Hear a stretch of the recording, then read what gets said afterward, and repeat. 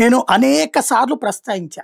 ప్రశాంత్ కిషోర్ అనేటటువంటి ఆయనది మన ఆంధ్రాలో పబ్లిసిటీ లాగానే ఉంటుంది. మీడియాలో పేపర్లు గనక మనకు నచ్చినోడి గురించి విపరీతంగా పొగుడుతాం, మనకు నచ్చనోడి గురించి విపరీతంగా వ్యతిరేకంగా రాస్తాం. మంచున్న చెడుగా, చెడుని మంచిగా చిత్రీకరించే దరిద్రపు అలవాటు ఏదైతే ఉందో ప్రశాంత్ కిషోర్ విషయంలో అట్లాగే ఉంది.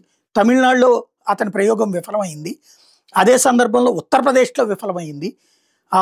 అనేక రాష్ట్రాల్లో విఫలమైంది. కానీ గెలిచిన 2 చోట్లది ప్రచారం చేసుకుంటున్నాడు.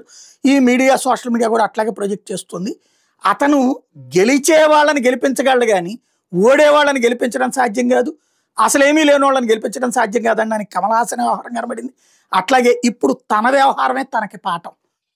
నేను ప్రజల్ని శాసించగలను, ప్రజల మెదళ్ళని మార్చగలను అనుకుంటే ప్రజల మెదళ్ళు ఎటున్నాయో కనిపెట్టగలడు అతను. గెలిచే వాళ్ళకి సహకరించగలడు. 2-3% అటు ఇటు ఉంటే గెలుపుకి చాయిస్లు మార్చగలడు. కానీ ఫ్రమ్ ద జీరో నుంచి రాలేడు. ప్రశాంత్ కిషోర్కి 0 ఇచ్చి గిఫ్ట్ ఇచ్చారు అక్కడ ఉన్నటువంటి ప్రజలు. ఓవరాల్గా చూసుకుంటే అదర్స్లో యాడ్ చేసుకోవాల్సిన ప్రయత్నంలో మొదట ఓ 4 గంటల్లో ఏదో జనసురాజ్ పార్టీ అన్నది, ఆ తర్వాత అది కూడా కనిపించకుండా పోయింది.